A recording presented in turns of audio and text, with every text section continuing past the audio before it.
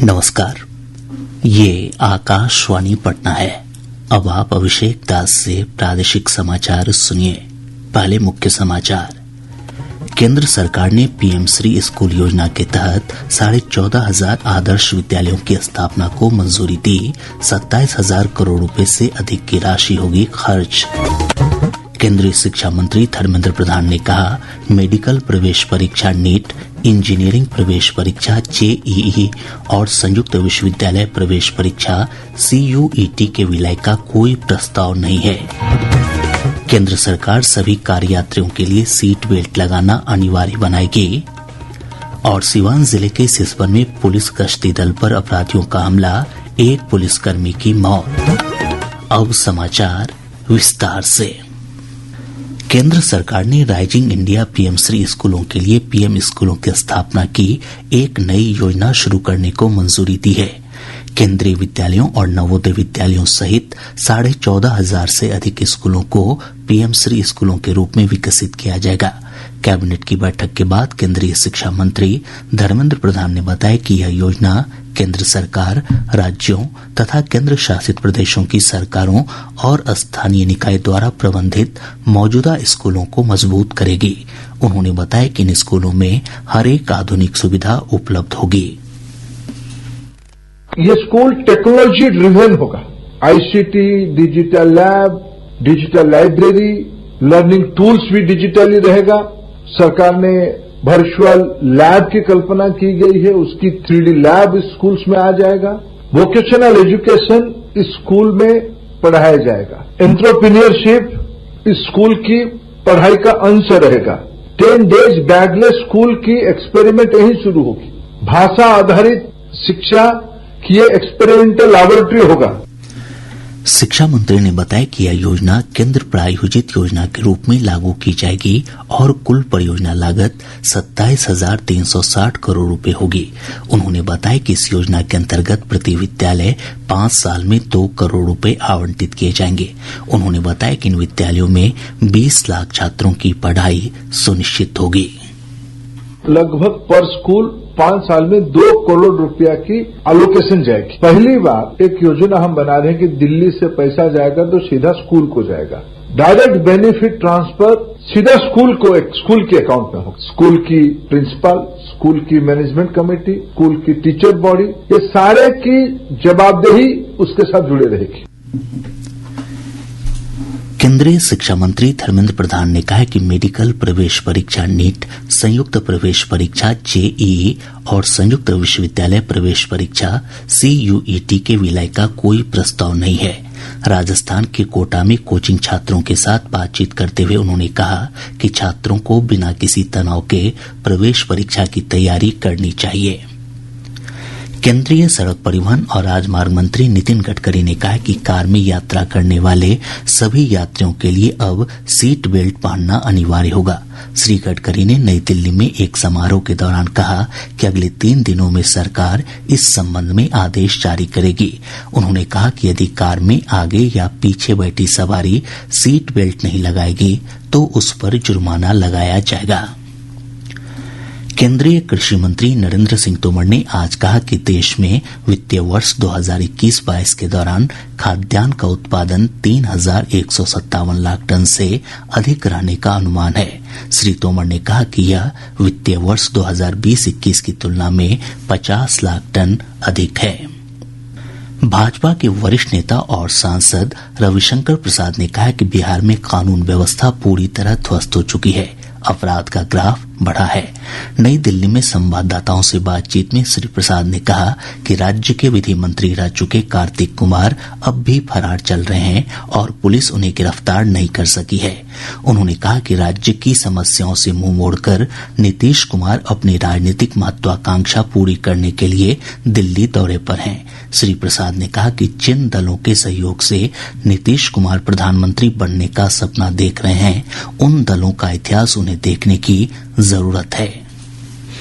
नीतीश जी, आप जब घूम रहे हैं तो आपको बताना जरूरी है कि कांग्रेस ने चंद्रशेखर जी की सरकार को हरियाणा के 2 सिपाहियों के नाम पर गिरा दिया था ना। नीतीश बाबू आप चूंकि राहुल गांधी से मिले हैं, इसलिए आपको बताना जरूरी है ना कि देवेगौड़ा की सरकार को कांग्रेस पार्टी ने गिरा दिया था 1 साल के अंदर। और नीतीश बाबू आपको ये भी बताना जरूरी है कि इंदर गुजराल की सरकार को 8-9 महीने में इसलिए गिरा दिया गया कि उनका पब्लिक स्टेटमेंट था कि मुझ पर भ्रष्टाचार से कॉम्प्रोमाइज करने का दबाव बनाया जा रहा है। भाजपा नेता ने कहा कि देश गठबंधन की राजनीति की दौर से काफी आगे निकल चुका है। तो हम नीतीश बाबू को बहुत विनम्रता से बताना चाहेंगे कि ये देश इस प्रयोग से बहुत आगे चला गया है। 2014 के बाद का हिंदुस्तान स्थायित्व चाहता है, स्टेबिलिटी, पूर्ण बहुमत चाहता है और एक निर्णायक नेता को आशा भरी निगाहों से देख रहा है जिसने भारत का मान दुनिया में आगे बढ़ाया है। जदयू के वरिष्ठ नेता और मुख्यमंत्री नीतीश कुमार ने आज नई दिल्ली में भाकपा माले के राष्ट्रीय महासचिव दीपंकर भट्टाचार्य और राष्ट्रवादी कांग्रेस पार्टी के अध्यक्ष शरद पवार से मुलाकात की। बाद में संवाददाताओं से बातचीत में उन्होंने कहा कि आगामी लोकसभा चुनाव में विपक्षी दलों की एकजुटता आवश्यक है। उन्होंने कहा कि जब सभी समान विचारधारा के बड़े दल और क्षेत्रीय पार्टियां एकजुट होंगी तभी भाजपा को रोका जा सकता है। मुख्यमंत्री नीतीश कुमार गया में फल्गु नदी पर बने प्रदेश के पहले रबर डैम का कल लोकार्पण करेंगे। इसका निर्माण जल संसाधन विभाग ने किया है। आधुनिक तकनीक पर आधारित गयाजी डैम के निर्माण से प्रसिद्ध विष्णुपद मंदिर के पास फल्गु नदी में सालों भर पानी उपलब्ध रहेगा। इसके अलावा विष्णुपद मंदिर से सीताकुंड के बीच आवागमन के लिए फल्गु नदी पर 411 मीटर लंबा स्टील पुल तथा दोनों तटों पर घाट और पुल से सीताकुंड तक जाने के लिए पैदल पथ की सुविधा होगी। उप मुख्यमंत्री सह स्वास्थ्य मंत्री तेजस्वी प्रसाद यादव ने कहा है कि प्रदेश की स्वास्थ्य व्यवस्था पूरी तरह चरमराई हुई है, जिसे सुधारने का प्रयास किया जा रहा है। पटना में विभागीय बैठक के दौरान श्री यादव ने स्वास्थ्य व्यवस्था में सुधार के लिए अधिकारियों को 60 दिनों की कार्य योजना के तहत काम करने का निर्देश दिया। पटना मेडिकल कॉलेज अस्पताल के जूनियर डॉक्टर हड़ताल पर चले गए हैं। हड़ताली डॉक्टरों ने पुलिस द्वारा धमकी देने का आरोप लगाया है। हड़ताल के कारण पीएमसीएच में स्वास्थ्य संबंधी सेवाएं प्रभावित हुई हैं।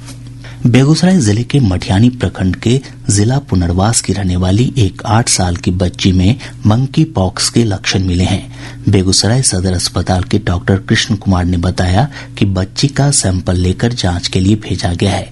उन्होंने बताया कि बच्ची को अस्पताल में भर्ती कर लिया गया है।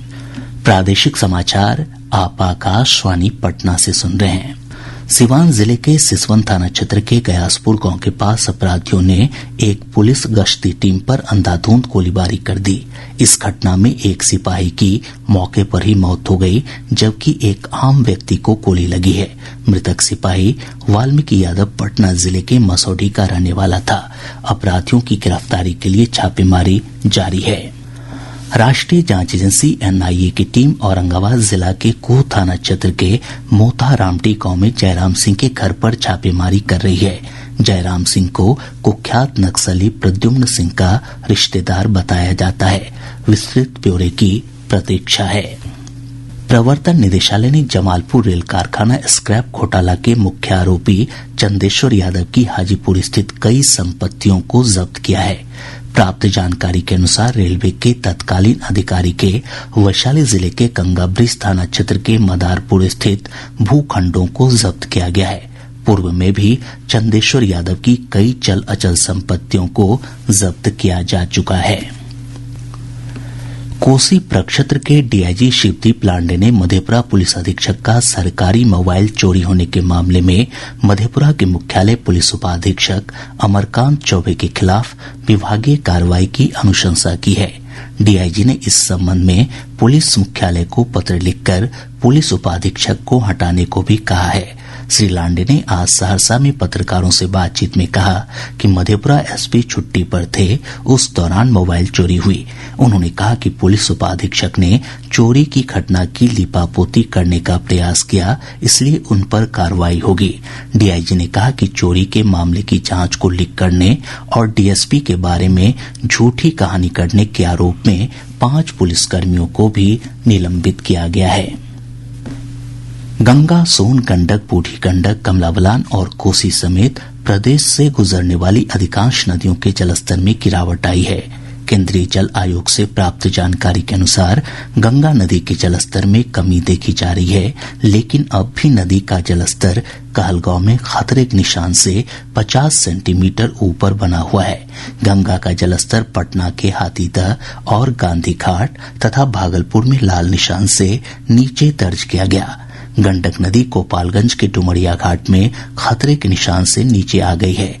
वहीं बूढ़ी गंडक नदी के जलस्तर में भी कमी आ रही है, लेकिन अब भी नदी खगड़िया में खतरे के निशान से 15 सेंटीमीटर ऊपर बनी हुई है। बागमती नदी का जलस्तर बेनीबाद में बढ़ रहा है। नदी का जलस्तर लाल निशान से 52 सेंटीमीटर अधिक दर्ज किया गया। बागमती के जलस्तर में बढ़ोतरी के कारण शिवहर जिले के बेलवा के पास शिवहर मोतिहारी पथ पर बाढ़ का पानी चढ़ गया है। इससे आवागमन बाधित हो गया है। कमला बलान नदी का जलस्तर मधुबनी जिले के जयनगर और झंझारपुर में लाल निशान से ऊपर बना हुआ है। कोसी नदी का जलस्तर भी सुपौल के बसुआ, खगड़िया के बलतारा और कटिहार के कुर्सेला में लाल निशान से ऊपर दर्ज किया गया। अररिया में परमान नदी का जलस्तर खतरे के निशान से 26 सेंटीमीटर ऊपर चला गया है। मानसून की सक्रियता के चलते राजधानी पटना समेत प्रदेश के अधिकतर हिस्सों में बारिश का सिलसिला जारी है। पिछले 24 घंटों के दौरान राज्य के उत्तरी हिस्से में कुछ स्थानों पर बहुत भारी बारिश हुई है।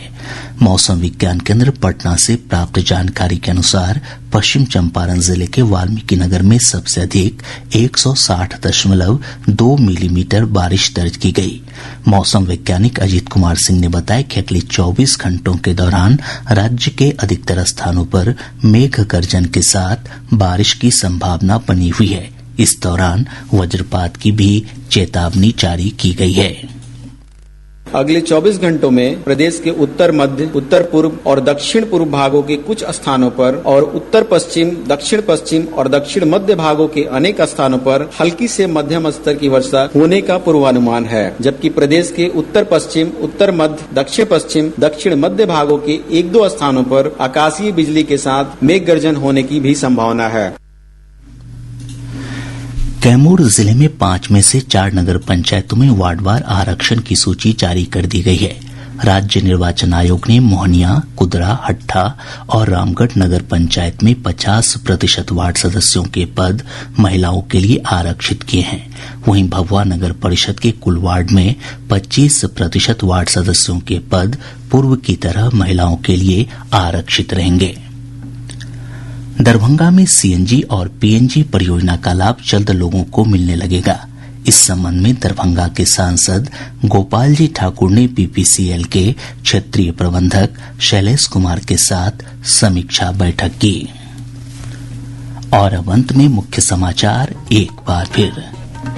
केंद्र सरकार ने पीएम श्री स्कूल योजना के तहत 14,500 आदर्श विद्यालयों की स्थापना को मंजूरी दी। 27,000 करोड़ रुपए से अधिक की राशि होगी खर्च।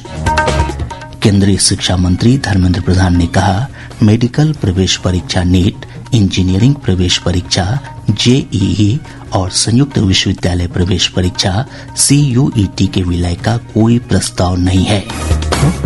केंद्र सरकार सभी कार यात्रियों के लिए सीट बेल्ट लगाना अनिवार्य बनाएगी। और सिवान जिले के सिसवन में पुलिस गश्ती दल पर अपराधियों का हमला, 1 पुलिसकर्मी की मौत। इसके साथ ही आकाशवाणी पटना से प्रसारित प्रादेशिक समाचार का ये अंक समाप्त हुआ।